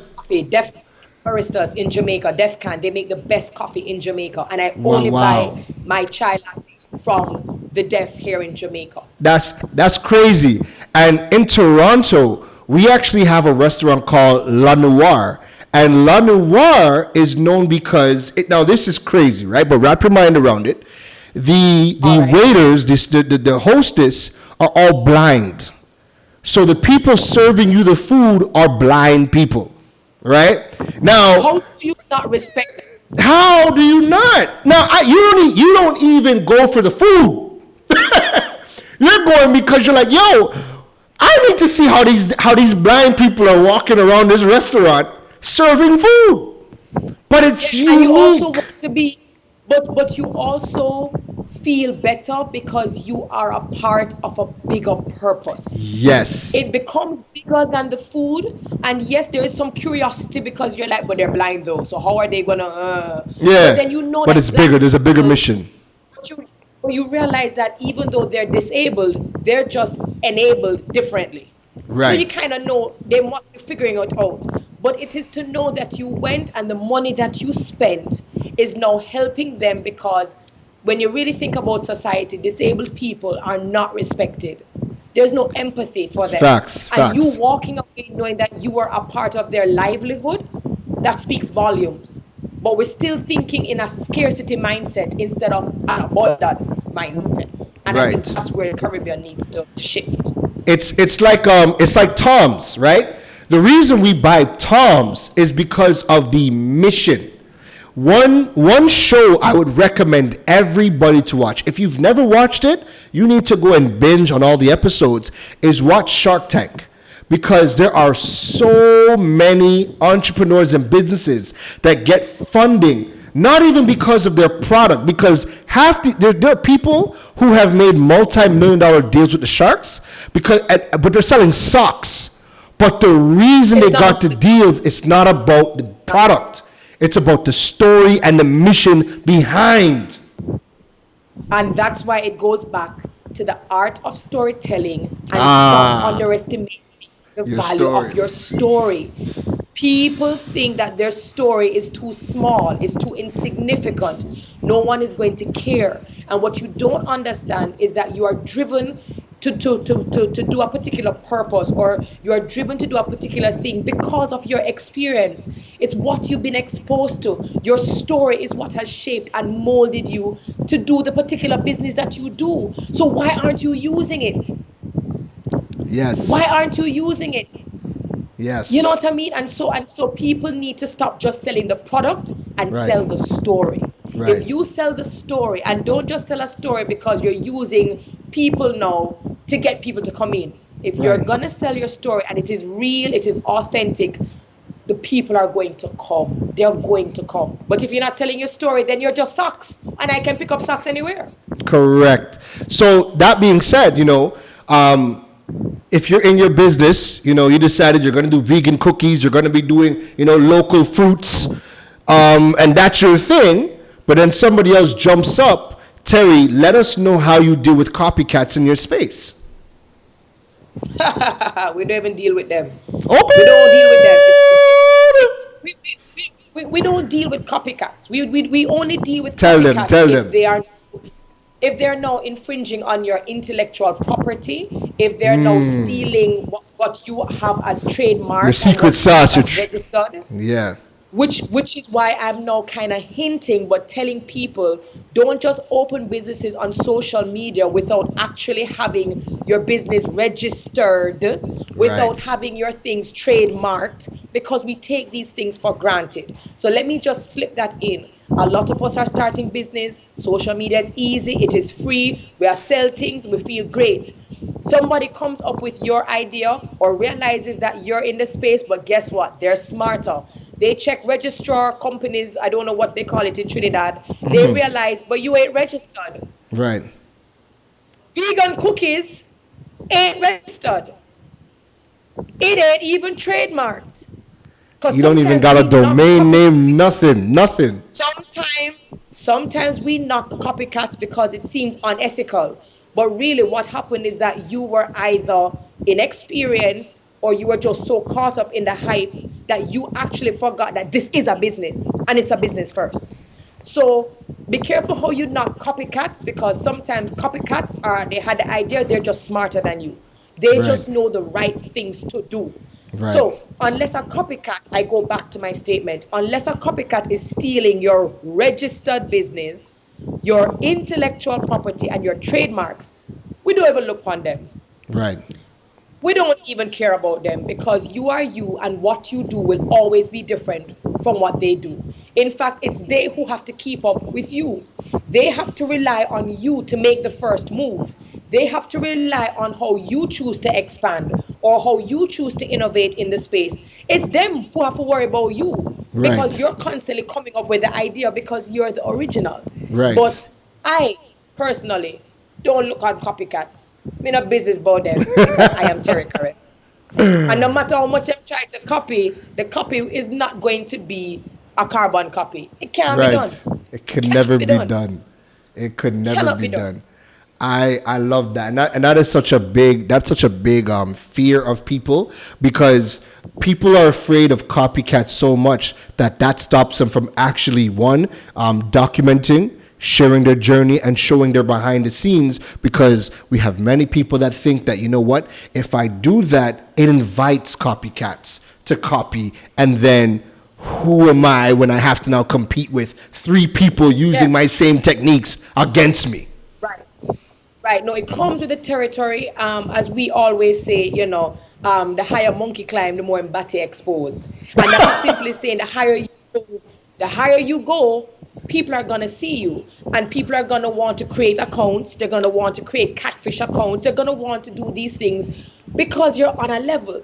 The idea, though, is for you to not focus on them if there's really no legal ramifications. Right. Do not waste your time, your energy, and your effort trying to convince them to stop. You do not waste your time and your energy and your effort now saying, maybe I shouldn't do this and maybe I'll do something else, because there's a possibility that somebody else is going to follow you in that space too. So you just go and just be static. You don't not go to nothing. Right. No. You focus your time on your energy on improving your product, your service, and coming up with new ways that you are going to innovate in your own space and make your customers feel special in a way the copycat can't do. I love They're it. gonna I have to love sign it. up for every newsletter. They're gonna have to buy your product to figure out what makes your customer service. They're gonna have to put money in your pocket to try to copy. Come on. Anyway you take it, I win. So for you to find out what I'm doing, you're gonna have to buy my cookie. You're gonna have to go buy everything. You're gonna have to be a part of my community. So you're not adding to my stats. You're watching my videos. You're adding to my stats too. You're helping me to monetize. Hey, that is the perspective and language you need to start having with yourself. Listen We don't to have no me. time for- And you know, the funny thing is, I could count almost everybody has done that. Yo, this person's in my space and they're doing good. Yo, let me buy that ebook to see just how good they are. let me buy that course to see just exactly what they're doing. We've all done it, you know. So, but again, you really cannot worry about copycats at all. No, and keep doing you. Eventually, a copycat might actually come and offer you billions to buy your business. What would happen if everyone who got their business acquired stopped because somebody else was in the space? Look at how many small businesses we've seen get acquired for billions of dollars, all because they just continue to do what they do, how they know how to do it. Correct. They became investable. Is that the word, Kevin? Value? Yes, Kevin. That is that is the word. Literally. That is honestly, Terry. That is some beautiful information. And before we wrap up this session and go to Q&A, there's one more topic I need to touch on because again, the importance of it. Right. Coming back to social media. Two things I want to get into, right? I want to get into the platforms you use and how do you use it. Like, I know you do, you're big on IG, but you particularly love your IG stories. You use LinkedIn. You don't like another platform that has blue in it, and I think you look great in blue, but you don't like that blue platform, right? So let's touch on, you know, what platforms you use and how you use it, and then let's segue into, you know, what metrics you use or what metrics you like to look at when we are dealing with these social media platforms. Not a problem. Great questions. People are overwhelmed because every single day there's a new platform. And every time you look, people are like, you have to be on this platform because this is going to be the next platform. And this is where all of your market space is. And it is overwhelming for people who are one woman show or, you know, one man show. It's hard for you to spread yourself across because now you're thinking about your content, posting enough content, spreading yourself thin. How do I be present on all of these platforms? And so I always tell people that what you have to do is understanding who you're trying to target. Determines the platform you start off with at first. I use Instagram, Twitter, LinkedIn. Those are my three. Instagram is my baby. But there is a way in which I do it.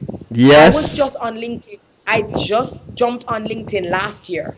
And I'm up to, I think, 36,000 followers. I don't even know how. A big deal. I don't know how. People on LinkedIn have been there for like 10 years. And they're just like, how you just come out of nowhere and in a year you got those followers. But here's what I do. I drill down. I am intentional. I am consistent, and I am very focused on this particular platform, which I did with IG. This is where my home is. This is where my base is. This is where I build my audience.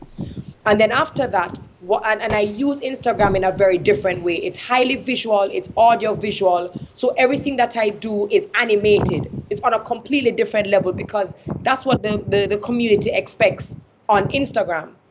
Twitter is chats. It's conversational. It is getting involved in conversations that take place rapid fire, usually about social issues or things that are happening, current affairs, that are not necessarily going to happen on Instagram because it's not visual. This is you going back and forth on Twitter. I realize that serves me in that space. I stack. So I stack on Instagram. I stack on Twitter every now and then in terms of the comments and the issues I get involved in. And I make sure that when I go on Twitter, even though I'm not there a lot, when I do decide to go there, it's high impact. I'm not trying to get involved in like small conversations about, how's the weather. I'm going across big impact, big issues, and I leave. That tweet will just continue to explode, and that attracts more people onto my Twitter account. LinkedIn, that I thought was boring for all my life. Everyone said, Talk to him. You, and in the Caribbean, we need to get over this as well. We only focus on Instagram and Facebook. Most of us don't use Twitter as a Caribbean people. And LinkedIn, we say, but LinkedIn boring, man. We not go on boring. What is a LinkedIn? I went on LinkedIn last year, May, looked around for about a week, saw how people posted, saw the type of people and how they behaved on the platform, which is very different from Instagram and Twitter. And I said, okay, now I understand that LinkedIn positions you as a professional in your space, and the people who interact with you are going to be very professional minded. They're going to want to network, collaborate, and bring business to you. So all I did was I looked at my Instagram page that gives you 6 different areas of Terry Carell. And what I did was I extracted the parts that are more professional. Event hosting, speaking, TV hosting. I am now showing them and highlighting them who I am as a professional. And I extract certain things from Instagram that does very well on Instagram that I know will do well and cross-pollinate on LinkedIn. So I'm not trying to create new content. I need people to understand. I'm not trying to create new content. I am just being very strategic, understanding the platform, what I can take from Instagram and what I can put across on LinkedIn. Use your data, guys. Where these big brands have to be paying millions and billions of dollars for a surveying company to come in to do market survey, they're giving us the data right there. I go in and I'm able to tell you I am 51% women, 49% men as my demographic. I'm able to tell you that my top 3 age groups are 18 to 25, 25 to 36, and 36 to 45. I can tell you that off the top of my head because I'm always using my insights. I know the stories that resonated, the themes that resonated, and I know what has my community engaged. If you are not using your stats, then how are you making informed decisions about how you will post in the future? If you're just posting on a whim, but your stats are telling you that your audience is not engaging on that, but that they're engaging on something else, then you would use that and start posting in that vein. But we don't use stats. We don't read it. We don't go into it. Because we go on gut. We don't go on stats. And that is something that Caribbean people do. Yeah, we don't do. What I will add, to that is I use Instagram to, I love IG stories, especially because they disappear after 24 hours. I love to show my entire behind the scenes process there because at the end of the day, I know it's going to be gone as well, but it allows me to create a safe space to engage with my people. LinkedIn is my number one. That's where and by the way, that's where your money is. People focus a lot on the wall, and the wall is fine, but the wall is actually your body of work. It's your catalog that when people hit your wall, they see what it is you're about. But the algorithm doesn't always put your wall in front of everybody. But when people see that little circle get red, they know that is a signal for you to see what it is you're doing. So that's why I use stories strategically more than I use my wall. Yeah. One thing I will say is if you go to my website, every single company that I've worked with, either professionally or every brand that I've collaborated with, every penny was earned from LinkedIn. I have made no money from no company anywhere else except for LinkedIn. And let me tell you why, right? Let me give you the Karen Rose secrets. Terry's been hogging all the spotlight, dropping all the gems. Everybody's like, Terry's gems. There's been no, I like what Karen said. Nothing. I'm jealous. Let me drop a gem, right? So the thing with LinkedIn. Now here's the difference between LinkedIn and every other platform, right? I don't know any CEO on Facebook. Facebook is a bit more personal, and CEOs of companies ain't going out and making no business page to say I'm CEO so and so. They ain't doing that, right? Instagram, majority of them don't have time for Instagram, and how you have to build on Instagram is if you as a business or personality, you have to rise through the ranks and get popular on the platform before you even hit the marketing team's eye for them to reach out to you. And CEOs are snobs too. When it comes to the social platforms, CEOs are snobs. They look at those as very recreational, frivolous platforms. Yes. So you kind of have to go where they expect. Yes. So that being said, the only platform that you are going to find every single decision maker around the world is LinkedIn. Every single decision maker is there. So my strategy has always been, right? So I'm always using data. If you've ever seen any of my webinars, if you've happened to come to many of my workshops, you will see how I use data to understand what people are searching for in the marketplace. I use data to understand what an audience for a business wants, and then I would create the content. Now, when I create the content that I've targeted that solves a problem for a business in the space, I would then forward it to that CEO of that company on LinkedIn. Say, hey, just did this article. I know one of your biggest problems based on data. I know one of your biggest problems in your space is this. I have this article, this video I think you should check out because it addresses that. And this is what always happens.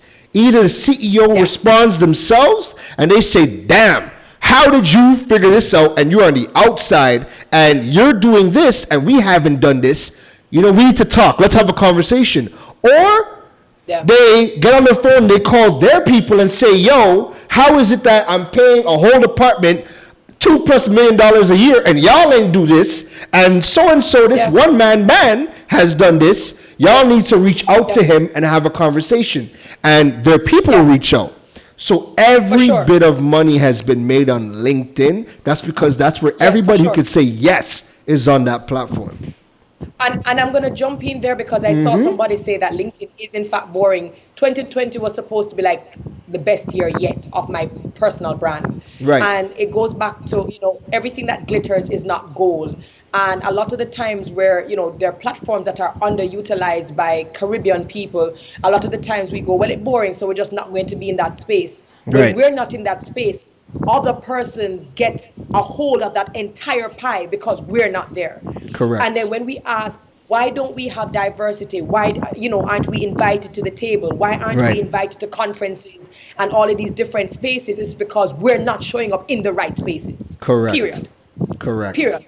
Don't be offended if you are not invited to the party because you are not positioning yourself in the space where those people who you want to get invited by are. Let me explain to you why this was the biggest breakout for me. COVID came. I got Dom Rep Barbados, Bahamas, Paris, Germany. Those were all countries that I was invited to either host a conference or to speak at a conference. Right. Expenses paid, and I would be paid a fee to go and do this in other spaces. Right. That would not happen on Instagram. Instagram people know that I host, but they're going to think it's more for a local level. Right. When you start to show up in the space, when I showed up in the space on LinkedIn and I said, this is the kind of work I do. Right. This is how I show up when I come to work. Right. This is how I dress. This is how I take on the role. People were like, yo, so you travel? Yeah, of course I travel. And you have your body of work to show I've done this. They were like, are you available for the conference? Are you available to moderate? Are you available to speak? That happened when I went over on LinkedIn. Tell them. For people who think it's boring, this is what I need for you to do. I want you to fix up your bio, get a nice photo. This is not Instagram, so we don't want no funny, fancy, I'm partying. Because again, we need to understand that LinkedIn is about professional. It does not mean that you suck your personality out of it, because all my posts on LinkedIn still show my personality. Yes. Still, I don't remove that, but I am still aware that you have to get people's attention before you can let them see what you're bringing as a personality. I would tell anybody now who is watching, who has not been on LinkedIn, has not created an account, or has abandoned your account, go and do your bio. Fix up your photo. When you do your bio, if you're unemployed, don't put unemployed. If you put unemployed as your bio, you will stay unemployed. Write what your interests are. What are your special interests? What are your skill sets? What are you good at? Who do you help? Who do you serve? And then extract content that I hope you've been documenting, and you start posting. And it's not going to come all at once. When I jumped on LinkedIn, I wasn't getting no 1,000 reactions. Right. But what I did was I showed up every single day. And every day I showed up, people were like, who is this girl? Where she come from? And now all of a sudden, I am showing up in spaces as the only Jamaican or as the only Caribbean person, because most of us are sitting down on Instagram, TikTok, doing dances, making TikTok a whole bag of money, and you not making no money for yourself. Talk, preach, and priorities. Preach. And before we wrap up, I know this is something that you're very big on. Tell me about, and tell the audience about, what are the metrics that you pay attention to specifically? I shall. Thank so you. in the Caribbean, most of us look at the size of the community, how many followers do you have, as well as the likes, how many likes you get. Mm-hmm. And this is something that even the biggest marketers get wrong, biggest branders. Mm-hmm. Even the ones who are meeting in meetings trying to find out who their influencers are for their next campaign, they're looking at the size of the community and they're looking at the likes. Right. FYI, people buy followers every day. Right. People correct. trick and cheat and buy bots, and they do a lot of things. So you aren't even sure if the million followers you see there is actually the number. I always say focus on quality over quantity. Right. I will go for the brand that has 20 people, but their comments are in the hundreds, right, or they have 20 comments. It means that their entire community is engaged, right, rather than somebody who has 1 million followers, 2 likes and 2 comments. There's right, clearly a disconnect. The features that I look at, the metrics that I look at, is your shareability, is the share button and the save button. When we look at the shareability button, it's a button that nobody. This is Instagram. We're talking Instagram, right? It's Instagram, but I also look at it for LinkedIn as well, because LinkedIn generally is not a platform that reshares. Most right, people are trying to put out original content on LinkedIn to get business. Right. Most people don't go out of their way to share it. Right. So when people share your content, they're making a conscious decision that whatever they've stumbled upon, it is too good to keep for themselves. Right. They have to share it in their network or with other people who they consider their inner circle. Right. That button is highly underused, highly underestimated, but it is the button that lets me know which content I have posted has gone the farthest. Right. It is akin to people saying that word of mouth is the best marketing, because it's somebody who you trust who is saying, I think this is worth you looking at. So my last video I posted had, I think, 100 and something thousand views. Right. That's cool. That's great. But that's not the first thing I look at. I go into my insights and I say, all right, let me see how many shares. 8,000 shares. It Right. means 8,000 people in my community said, we are going to share this with someone else. That's how your brand ends up in other people's communities and in other people's conversations. Wow. So I look at save because it means you're a reference. You're always going to be a reference for that person. Right. And share means it's too good for them to keep it to themselves. They share it with someone else. Those are my, and comments come third. That's what I Listen to me, people. I need you. If you loved everything Terry has dropped on this gospel like Sunday, I need some fireworks in the comments. I need some love. I need likes. I need hearts. I need some fireworks. Let me know if you are enjoying the gems that Terry has dropped. Because you know what? Next up is the Q&A section. The Q&A session. So what I need from you guys is to all them questions that you guys had.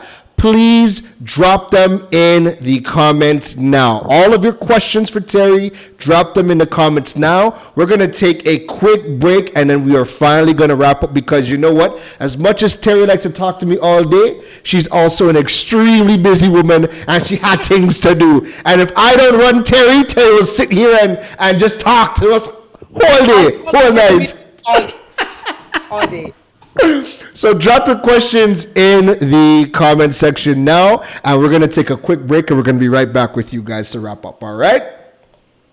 Stay connected and entertained with broadband bundles designed for you. With Flow starter and advanced plans, you can enjoy faster speeds to stream more of what you love. Get free access to the best shows, series, and movies with HBO Go. And connectivity on the go with free Flow Wi-Fi. Packages start from as low as $295 and no contract required. Visit discoverflow.co to sign up today. Flow, keeping you connected. Sharing your goals, helping you find your place in the world. Eastern gratitude, God's holding your hand, leading the way, here for your needs, making sure that you succeed. Eastern's lending a hand, Eastern together, we're leading the way. Eastern Credit Union, leading the way.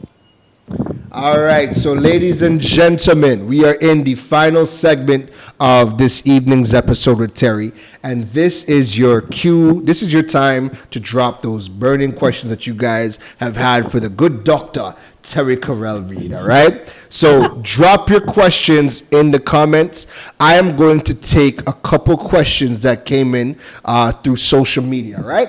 So we have 15 minutes for the Q&A, and that clock starts now. And question number one that came in. Now, this question is brought to you by the good folks over at Eastern Credit Union. And that question is, Terry, how often should we be posting on social media? I think it depends. I think it honestly depends on where you're at and what it is you're trying to accomplish. So when I'm going to use LinkedIn as an example. When I decided to jump onto LinkedIn, I knew that I was going to be a speck in this sea of people. So I realized that showing up once a day was probably not going to be enough. So I doubled down. And sometimes when you're just starting out and you need to get that attention, and it's what marketers do, they kind of double down, is I posted at the top of the morning and I posted at the bottom of the day. So people saw my content when they were getting ready for work, and then they saw my content when they were kind of coming off of work. And so what I would tell people to start off with is, if they can, baby steps. And again, it depends on the phase you're at. You can either start out once a week, but then you realize that once a week gives people too much space to find other people in the space. Right. So I would always, my benchmark is once a day. Right. My benchmark is once a day. And it's also good if you post at a particular time once a day, because you now cultivate your audience. They look forward to seeing your content at that particular time. And Right. you will start to notice that they are really in tune when you realize that you didn't post, and Right. your community goes, "Where are you? Where's the Right. post?" That gives you a good idea that they're actually into your content. So I would say, for starters, if you can't do the one a day, at least try for once a week, at least. But you can't stay there. You have to show up more in the space. You have to be more consistent for your brand to make a dent. When you double down, that means that you can now take your foot off the gas and you can chill out a little, because your brand will already bring in people without you having to post as much. So Wonderful. I would always say double down early, and then you can peter off if you want. Wonderful. Second question. This question is brought to us by the good folks over at Buzz Media. Terry Carell, when should we start to monetize? Ooh, that's always a very good question, I didn't even start to think about monetizing. What I focused on was positioning. Right. In everything that I do across all platforms, my only focus was to show what I do very well, what makes me very different. When I focused on that area is when the money came. Right. If you're going to go on YouTube, then you need at least 1,000 subscribers, and you need to have at least 1,400 of viewing hours. 4,000 now. Start talking about 4,000 hours. 4,000. I meant to say 4,000. That's when you can start to monetize. But the Yeah. monetization is little. It's little to none. I know people speak about monetization on these digital platforms, but you really only see big bucks when you have big, big following numbers. So if you have a small business right now, you shouldn't be trying to really look for monetization from those platforms because you're small. What you should be trying to do is showcase your talent, showcase your skill, build your brand and your community, and the money will come. Wonderful. So we have one more question from our social media before we go to the live chat for the rest of the questions. And this question is going to come from, the question is, Terry, how do we spot a fake coach or guru?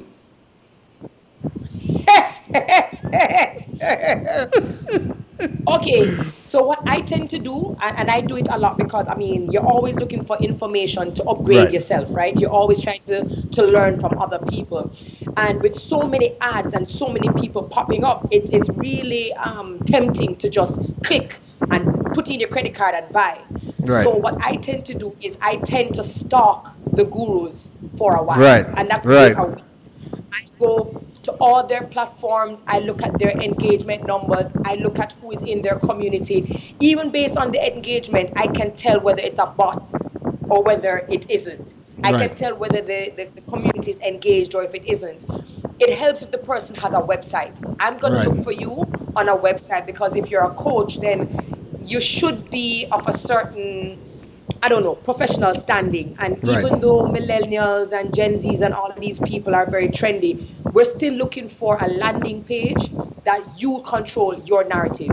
Right. You can't tell me how to control mine if you're not controlling your own. And Right. I'm going to go to LinkedIn. If I can't Google you and find you in some place, some space, people talking about you, you featured somewhere in some time, then I am less likely to give you my business. Right. I need social proof. I need you showing up in spaces for me to say, you know what? All right, I'm gonna take a risk. And Right. that is how I am able to. So I am not quick to just give money. I am going to take my time and I'm going to research this person before I give them my money. Wonderful, wonderful. I love it. So we are going to be going into the live chat for the questions now. So the question comes in from Nikita Lewin. How do you know you see, everybody wants to know about the copycats. How do you know the difference between a copycat and someone that is inspired by you and your work? Easy. People who are inspired by you, they take bits and pieces that you have shared with them, they have added it to their repertoire or who they are, and you have given them the drive to show up in their space as them owning their space. Right. That's the difference between someone who's inspired by you.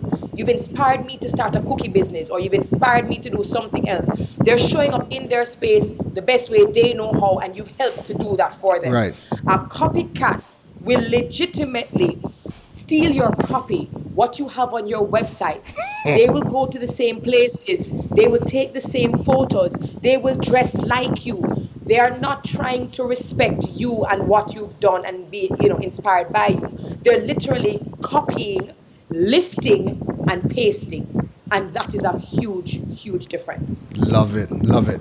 Next question. This is going to be rapid fire so we can try to fit as many in, right? All right. Terry, let's do this. Veronica Roberts asks, for an accounting business, how do I create a story? What would be my content? What would be the content story beyond past work experience? That's a question. What content should she create for accounting? You, especially if you're in the Caribbean, baby girl, a lot of persons in the Caribbean don't know nothing about accounts. They don't know how to balance their accounts. They don't even know that it's an important part of business. We need more people in the space, not just telling us from a financial point to save and invest. We need people like you telling us why it is important for us to know about our accounts. Why is it important to keep our receipts? Why we can lose our business because of tax problems because we're not doing our accounts. So what you need to do is look at where you see Caribbean people really falling off with accounts, and you try to explain to them why, and in the explaining of the why, you show them how you can help them solve their accounting issues. I love it. I love it.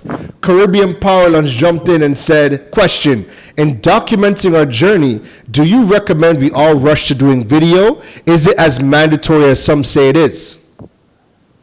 It isn't. It is definitely not as mandatory. What I will always do is I'll always say scientifically, people register more, they love more. There's a lot of activity that goes on in the brain when they see you and when they hear you. So video has a bigger impact on people and their cognitive side than reading a blog, for example, or seeing just a simple photo.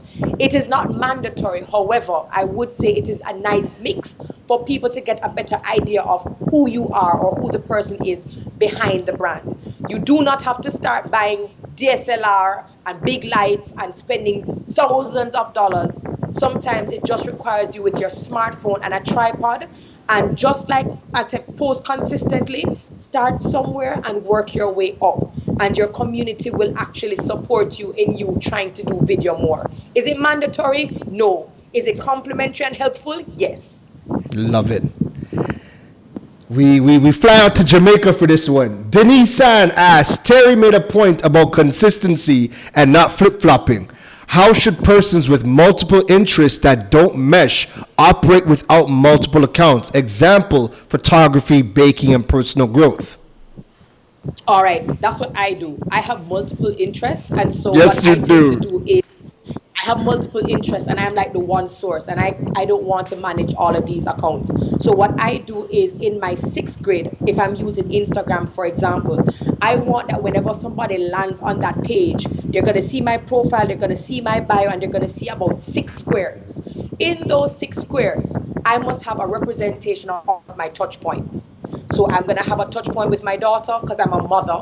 I have a touch point of me doing event hosting. I have a touch point with me speaking. I have a touch point with me. It means that I can take all of my interests, even though they have nothing to do one with the other, and I at least have them in that 6th grade, and I keep on repeating that process. Now, just to make this very clear for Denise, if you want to start making money from photography, you will have to separate it from the bunch. It means you're getting granular, and you do not want people who are interested in your photography to have to go through 3,000 photos with your friend, you eating, you doing a bag of things in order to find your photography work. Yeah. So at some point in time, you're going to either have to have a page for people who are interested in photography alone, if that's what your focus is going to be, or you need to have a website that says, hey, if you are interested in any one of these things, go here. But you can't rely only on having these grids, because if you're really getting down to community, niche, and money, you're gonna have to separate the sheep from the goat. You will have to. You will have to. Dominic Chapman asks, Terry, you seem very confident. Have you ever had to overcome feelings of self-doubt? Very good question, Dominic. Very good question. Every now and then it comes. It comes usually when I'm going into an unknown field or territory. You may not know my story. I started off as a veterinarian. That's what I studied. That was my dream. Came home, wasn't accredited, and then I had to kind of figure out spaces that I was not qualified for to jump in. So everything that I speak about and everything that I have done, I've done without any formal education or qualification. And the self-doubt comes. That imposter syndrome sometimes asks you, what you think you're really doing? But how dare you think you deserve to sit at this table and speak about topics that you're not qualified for? But at some point in time, you realize that other people have done it, so why can't you? Other people weren't born confident. They learned to be confident. People weren't born being, these amazing persons who just, are invincible. We kind of have to teach ourselves and talk to ourselves. And so I think the moment self-doubt comes into my mind is the moment my language changes. And it becomes, yeah, I know I might fail, but what if I don't? I know it may not start off perfect, but oh my God, this is going to be exciting. So the nerves now become excitement. The anxiety now become curiosity. And so my perspective is to look at one thing rather than focus on the negative. I love it. That's training. It's training yourself. Next question comes in from Simply Natural Bell's World. How do you start over after a hard-hit failure? What is the first thing you do? Ooh, girl, be still. Be still. It's just like when you get over a bad breakup. Some people want to get involved with another person right away. It doesn't usually work out. Be still. It is okay for you to not rebound as quickly. I always tell people introspection is extremely important. So you find a place to be still. And when I say be still, no distraction. And I want you to assess, because out of every failure, there is a lesson. Out of every Jesus failure, there is an opportunity for growth and for learning.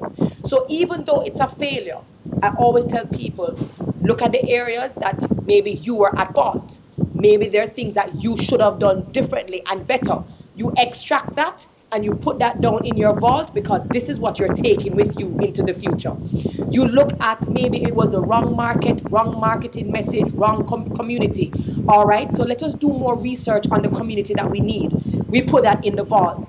Anything that is not serving you at that point needs to go. And be okay on your speed. Don't be too hard on yourself. I think a lot of the time we sit down and we say we're failures and we're terrible and we're this and we're that. And we don't realize that we're a little bit too hard on ourselves. We have to give ourselves area to fail. It's human error, and we won't learn if we don't fail. So I think if we anticipate it, anticipate it, brace for it, and embrace it when it comes, we're better able to deal with it when it happens. I love it. And this is the last question for the night. This question comes in from all right. Ashton Mills. How do I promote my craft chocolate brand? How does this solve a problem for someone? I love that. Your chocolate brand solves a lot of problems, because a lot. Just like how people go to wine, and just like how people have vices, and it's escapism. It's a pleasure. This is a guilty pleasure. It is delectable. It is things that we go to when we know that we shouldn't be working out, but who doesn't like a good chocolate? If you're going to do something guilty and sinful, make it be your chocolate. Why do people eat chocolate? Why are you doing chocolate? Why are you a chocolatier? I'm more interested in knowing why you became a chocolatier. And if you're one of few chocolatiers in the region, I want to know the story behind the brand. And I think that is what you need. You need to start selling the why you serve people, the love you put into your chocolate. Suppose you're somebody who get up and mix your chocolate at 2 o'clock every morning because the pods are best at 2 o'clock in the morning. Yes. Let me know the love and the pride and the work and the sweat you put in to making this chocolate, because then it's no longer just a piece of chocolate. It is a piece of your love and a piece of your heart to someone else. You understand what I say? And look at it like this, right? You could go, it doesn't even have to be about you even making the chocolate. You could now do things like creating an experience for people to start educating them on creating their own chocolate. So you could have like a you know how they do like sip and paint? You can have an experience workshop where you're teaching people how to create chocolate. And again, it's not even about the chocolate. It's just about something of an experience that's different for people to do. I've never made chocolate in my life. And as much as I might eat chocolate once a month, if you tell me, hey, you know, there's an exhibition to come out and either taste chocolate, different types, or you could come in and learn, bring Terry Carell, bring a bestie and come through and drink some wine and learn how to make chocolate, I'm there. Absolutely. I'm there. And also look and see what people are searching for. You know, use the internet, use your data. What are people searching for when they're looking up, you're asking questions about chocolate? What is the world asking about chocolate? When you start to see the questions that people are asking about chocolate, it gives you breadcrumbs, and it now helps you to come up with content that facilitates answers to those questions that are already in the space. Takes out half of the work. I love it. I love it.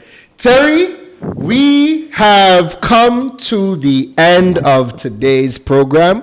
What I need you to do is for those who, if you've been living under a rock for a long time and this is the first time you've seen Terry Carell. Terry Carell, where can we find you? You guys can find me on Instagram at Terry Carell. You can also go to my website, terrycarell.com. That gives you a very good idea of what I do. And I built that in 5 weeks with Caron. we need, hold on. We need this. So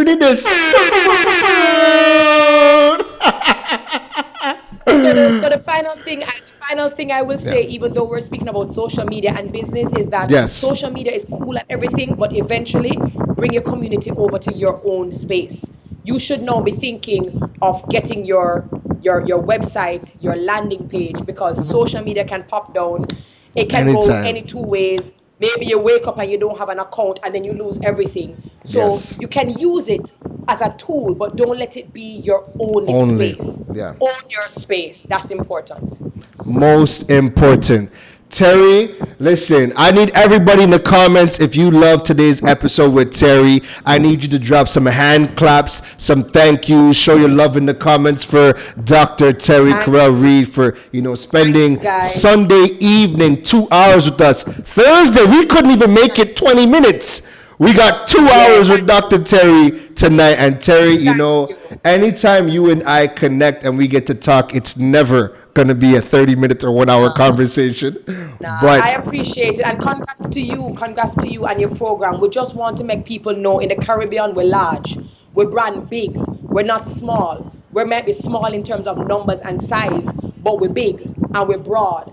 And just the same personality we have with our music and our food and our lifestyle, we need to be able to bring that to our business and where we see ourselves in the world, not just the region, but the world. And it starts with how we use our social media platform and every time, every day. Even just look at the people in here. We have people from Trinidad, we have people from Jamaica, we have people from the States, we have people from Canada. Awesome. We have a mix of worlds that are coming in. It's everybody in the Caribbean diaspora. So I just want to thank each and every one of you for tuning in to tonight's program.